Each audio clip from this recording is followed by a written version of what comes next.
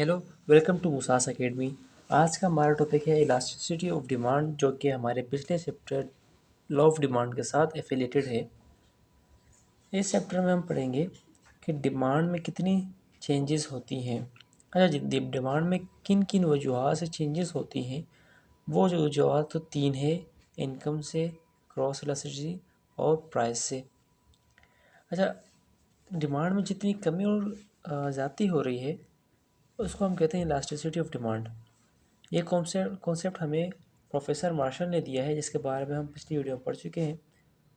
इनकी स्टेटमेंट है कि डिमांड में जितनी चेंजेस होती हैं प्राइस के लिहाज से, कि प्राइस अगर बढ़ती है तो डिमांड कम हो रही है, और जब प्राइस कम हो रही है तो डिमांड बढ़ रही है, उसमें जितनी चेंजेस होती हैं डिमांड में, उसके हिसाब से हम कहते हैं कि ये हमारे पास इलास्टिसिटी ऑफ डिमांड है। अच्छा, other types of elasticity of demand में ये हमारे पास ऐसे टाइप्स होती हैं।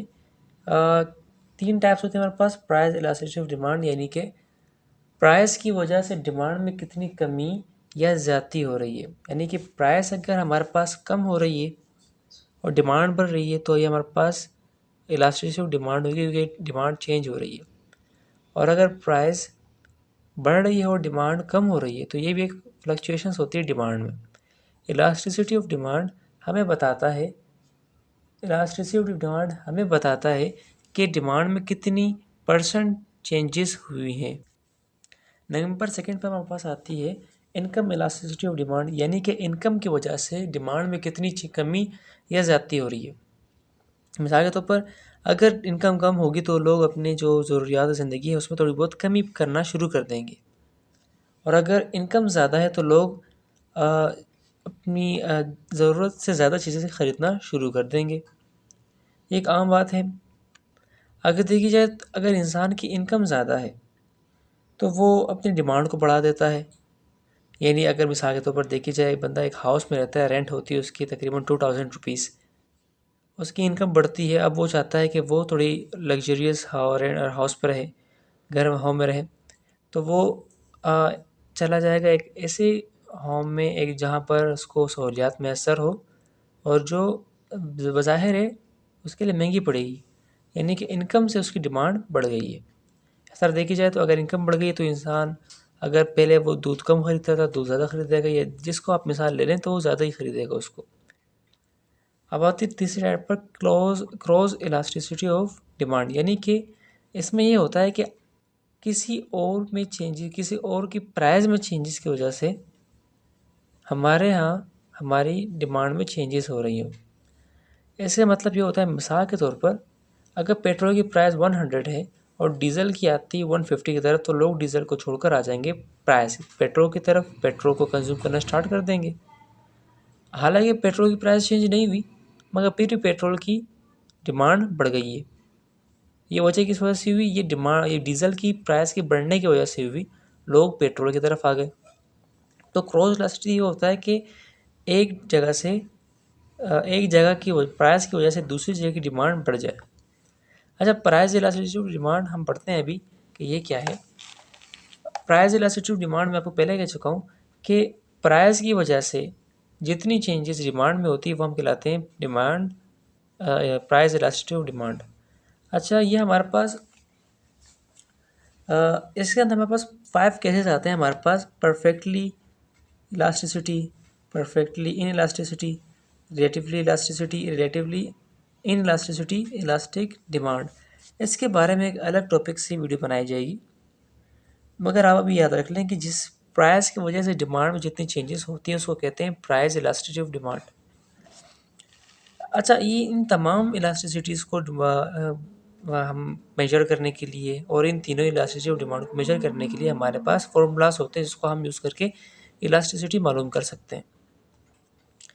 आते हैं हमारे पास, ये फॉर्मूला हमारे पास था: price elasticity is equal to proportionate change in quantity demand proportional change in price. मिसाल, या हम कह सकते हैं change in quantity demand, amount demanded, जितनी उसकी ओरिजिनल डिमांड है, डिवाइड की जाए किसके साथ? चेंज इन प्राइस, और उसकी रियल प्राइस है जो फर्स्ट प्राइस थी उसके साथ डिवाइड किया जाए। फिर दोनों को आपस में डिवाइड करें तो उसका आंसर आ जाएगा प्राइस इलास्टिसिटी ऑफ डिमांड के मुताबिक। सेकंड पे आती है हमारे पास इनकम इलास्टिसिटी ऑफ डिमांड। ये क्या होती है कि इनकम की वजह से डिमांड में जितनी चेंजेस होती हैं उस चेंजेस को मेजर करने के लिए हम एक फार्मूला यूज़ करते हैं, और उस डिमांड में जितने चेंजेस होते हैं उसको हम कहते हैं इलास्टिसिटी ऑफ डिमांड। ओके, यहाँ पर हमारे पास टू टाइप्स होती हैं। एक होती है due to increase in income of consumers. वही मिसाल कि अगर किसी भी कंज्यूमर की इनकम बढ़ती है तो वो अपनी डिमांड भी बढ़ाता है, वो अपनी लाइफ स्टाइल को बढ़ाने की कोशिश करता है, अपनी कंफर्ट को बढ़ाने की कोशिश करता है, और इस दौरान उसकी जो डिमांड की जो स्लोप होती है वो हमारे पास क्या होती है, उसमें हमारे पास होती है पॉजिटिवली होती है, पॉजिटिव होती है। यानी कि ऐसी होती है हमारे पास, ये हमारे पास कर्व आ गया और ये स्लोप है हमारे पास कर्व, ये ऐसा आ गया। ओके, यानी कि ये पॉजिटिव होती है।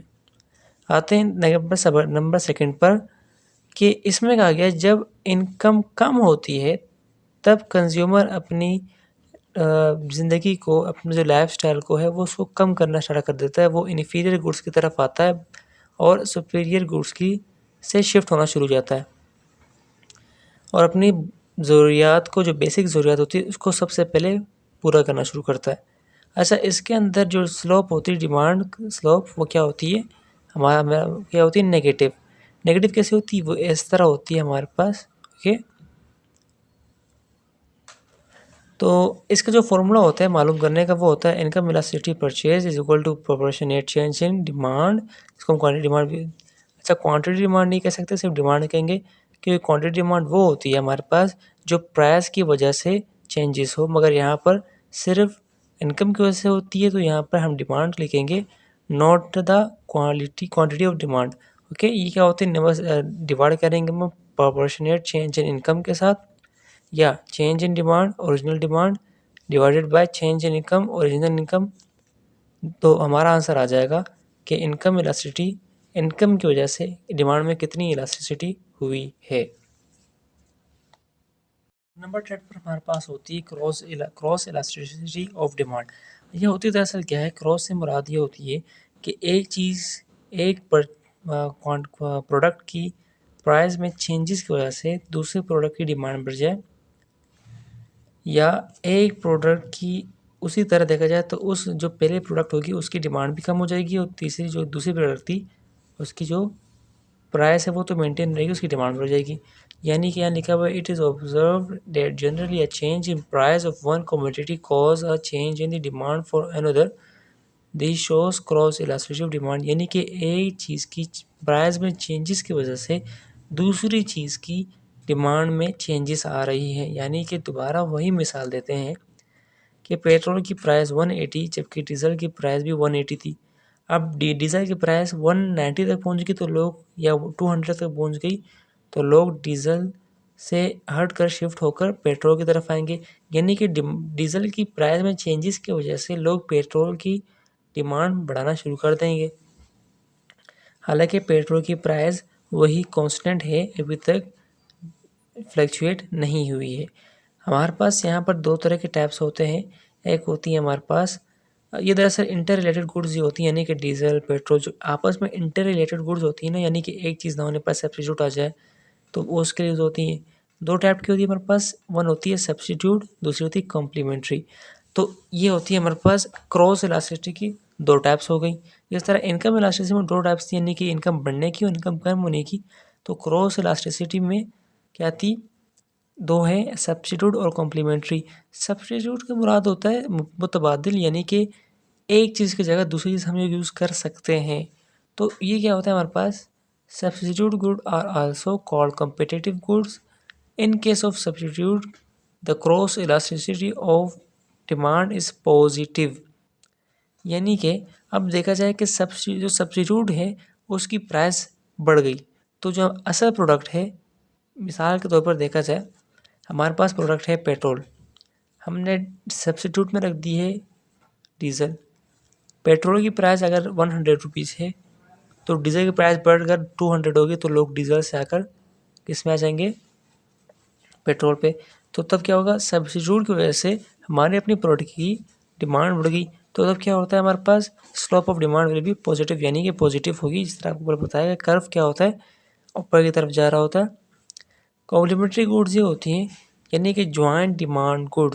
इन case of competitive good the cross elasticity of demand is negative, यानी कि असल चीज़ की डिमांड में कमी आना शुरू हो जाती है। यानी कि अगर हमारी चीज़ की प्राइस में ज़्यादती होती है और दूसरे सब्स्टिट्यूट की प्राइस कम होती है, तो तब लोग हमारी चीज़ को छोड़कर सब्स्टिट्यूट के पास चले जाएंगे, जिसकी वजह से हमारे अपने डिमांड में कमी आएगी। तब हमारी जो कर्व होगी, यानी कि जो हमारे पास स्लोप होगी, वो हमारे पास नेगेटिव आएगी। ये नेगेटिव स्लोप कहलाती है। ओके, अच्छा आते हैं इसकी जो फॉर्मूला है वो क्या है, cross elasticity is equal to proportionate, वही दोबारा आता है, divided by change in price of product. अच्छा यहाँ दोबारा क्वांटिटी नहीं आएगी क्योंकि प्राइस की वजह से चेंजेस नहीं आ रही। Change in quantity demand original demand divided by change in price and divided by original price of x. तो जब इन दोनों को डिवाइड करेंगे, असल में हमारे पास जो वैल्यू आएगी वो आ जाएगी हमारे पास, असल में जो वैल्यू आएगी वो होगी क्रॉस इलास्टिसिटी ऑफ डिमांड, यानी कि क्रॉस की वजह से, यानी कि इस लॉ की वजह से जितनी चेंजेस हुई प्राइस में वो होगी हमारे पास। तो अब तक तो हमने 3 टाइप्स पढ़ ली। अब तक तो हम लोग सिर्फ थ्योरी पढ़ रहे थे। आते हैं अब एक प्रैक्टिकल करते हैं। हम लोग एक इस फॉर्मूला की यूज़ करते हैं प्राइस इलास्टिसिटी ऑफ डिमांड को। हम सोचते हैं, हम सपोज करते हैं कि हमारे पास प्राइस है 40, जिसकी जब 40 जब उसकी क्वांटिटी डिमांड कितनी थी, 25 थी, और जब प्राइस 30 थी तो उसको जो क्वांटिटी डिमांड थी वो 40 थी। अच्छा अब आ जाए हमारे पास, हम देखते हैं कि प्राइस इलास्टिसिटी ऑफ डिमांड, ये जो फॉर्मूला तो हमने लिख लिया है कि आपने चेंज इन क्वांटिटी डिमांड और चेंज इन प्राइस को डिवाइड करना है, यानी कि शॉर्ट फॉर्म में हमने ये लिख लिया।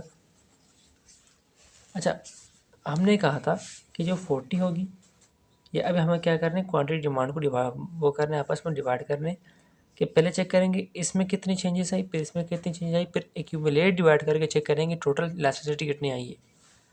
अगर जो 40 वैल्यू थी हमारे पास, यानी कि जो हमारे पास सेकंड वैल्यू थी वो 40 थी, -25 25 से कर ली, यानी कि second quantity demand and first quantity demand divided by first quantity demand.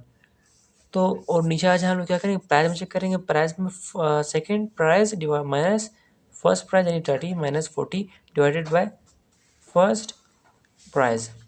अब दोनों को 40 माइनस 25 15 और 25 वैसे के वैसे आ जाएगा, 30 माइनस 40 माइनस 10 डिवाइडेड बाय 40 आ जाएगा, 15 माइनस 25 इज इक्वल टू आ जाएगा 60 and 10 divided minus 10 divided by 40 क्या आ जाएगा हमारे पास 25, जो हमारे पास इज इक्वल टू आएगा 2.5। अगर माइनस में आंसर आ रहा था मगर माइनस में नहीं आएगा क्योंकि ये इलास्टिसिटी ऑफ डिमांड है। तो ये प्रैक्टिकल थी हमारे पास, कि प्रैक्टिकल में हमारे पास आ गया यहाँ पे कि जितनी इलास्टिसिटी हुई डिमांड में कितनी चेंजेस हुई, 2.4 हमारे पास चेंजेस हुई है। ओके, ये तो हो गई हमारे पास प्राइस इलास्टिसिटी ऑफ डिमांड की जो इलास्टिसिटी हमने मालूम कर ली। अब इसी तरह आप इनकम की भी मालूम कर सकते हैं, इस तरह आप क्रॉस इलास्टिसिटी की मालूम कर सकते हैं और आपको वहाँ पर वैलिड आंसर मिलता रहेगा। तो यहाँ पर हमारा टॉपिक ख़त्म होता है। अगले टॉपिक में हम लोग आएंगे प्राइस इलास्टिसिटी ऑफ डिमांड की जितने टाइप्स हैं उसके बारे में पढ़ेंगे कि वो क्या है दरअसल। उम्मीद है आपको ये कॉन्सेप्ट, ये लेक्चर समझ में आया होगा। अगर आपको कोई क्यूरीज़ हैं तो आप कमेंट में उसको मेंशन कर सकते हैं। मिलते हैं अगली वीडियो में, तब तक के लिए अपना ख्याल रखिए। खुदा हाफिज़।